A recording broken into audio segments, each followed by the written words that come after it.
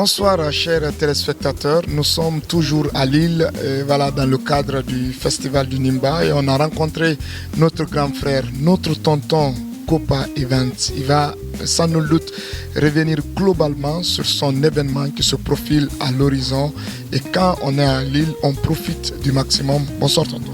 Bonsoir. Présentez-vous. Moi je suis Lamine Kaba, Copa Events, le commissaire général de la Grande Mamaya Internationale de Grenoble. Le commissaire général de la Grande Mamaya qui se tient chaque année à Grenoble. Cette année, l'événement ne fait que grandir. D'où d'abord est venue cette inspiration? À quel moment vous vous êtes dit oui, il faut faire quelque chose pour la Guinée à travers cet événement qui réunit le monde entier? Alors, vous savez déjà, la Mamaya, c'est notre patrimoine, c'est notre héritage culturel à l'échelle de la Guinée.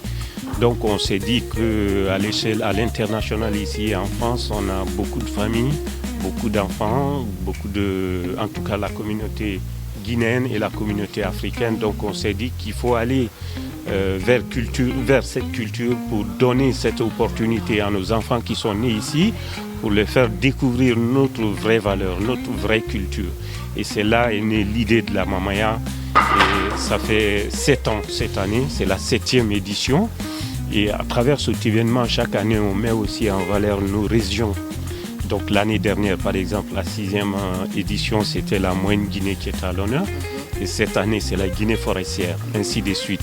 Donc c'est ça, si vous voulez, donc se retrouver comme ça se fait à Cancan. Voilà, valoriser notre diaspora autour de ce grand événement et être aussi porteur de projets de réflexion et tout ça, parce que c'est pas que la Mamaya. Et souvent, on se retrouve aussi autour des conférences. Cette année, d'ailleurs, le thème, c'est la diplomatie économique, parce qu'on sait que la diaspora, la jeunesse guinéenne, est tentée chaque année de partir.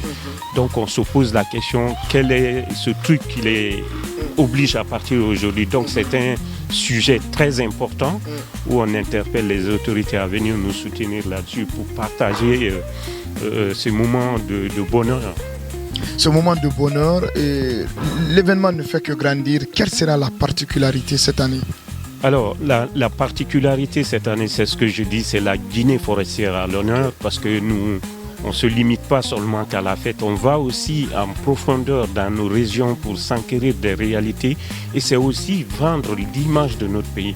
Donc, pour vendre l'image de notre pays, il faut aller à l'intérieur pour voir ce qui se passe. Donc, cette année, cette particularité se porte sur cette belle région de la Guinée où on va parler les atouts et les avantages de cette région pour attirer, si vous voulez, des investisseurs, des promoteurs culturels et puis des personnes lambda pour venir découvrir la Guinée, parce qu'il faut savoir que la Guinée, depuis ces années 58, était le porte-flambeau de la culture. Donc nous voulons faire en sorte que ce acquis soit ressuscité aujourd'hui.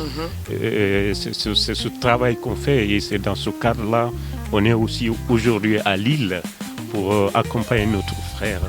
Et vous faites beaucoup pour la culture guinéenne. Est-ce que l'État vous accompagne, le ministère en charge de la culture, du tourisme et de l'artisanat? Je vais nommer M.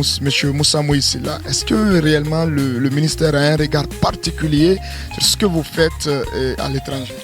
Alors, je disais que nous sommes à notre 7e édition cette année. Depuis le début, on n'a pas eu d'accompagnement, il faut le dire. Mais il y a eu un forum culturel cette année, le 20 avril passé. On a rencontré le ministre Moussa Moïsila qui nous a mis en contact avec son cabinet. Et d'ailleurs, on est en pleine discussion pour venir les rencontrer sur place à Conakry pour montrer vraiment les avantages de ce projet et pour qu'ils puissent nous accompagner, parce qu'aujourd'hui, on a besoin de ça pour vraiment asseoir ce projet à l'international.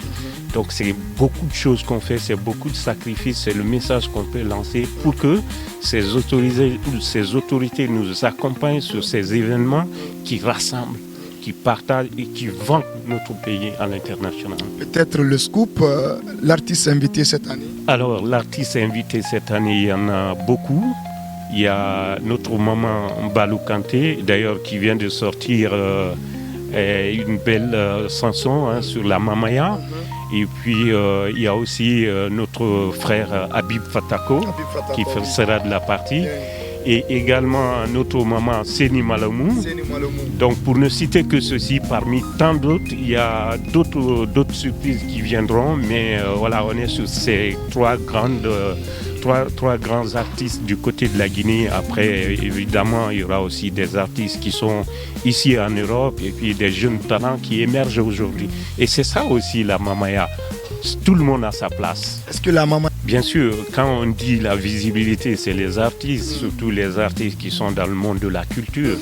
Donc la Mamaya se veut être un événement grand et le plus grand événement à l'international. C'est pourquoi nous lançons un appel à tous les médias, à toutes ces personnes qui veulent venir nous accompagner et puis pourquoi pas à Culture 224 pour venir couvrir cet événement.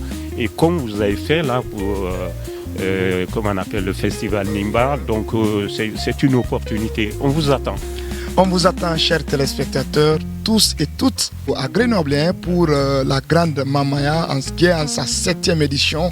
Lèvons-nous, soutenons-le, accompagnons-le parce qu'il ne fait que ça pour la Guinée. Voilà, la grande Mamaya cette année se passera encore une fois à Grenoble. Chers téléspectateurs, ça continue et dites-vous que notre tonton est là, il continue à accompagner la culture guinéenne. Merci et au revoir.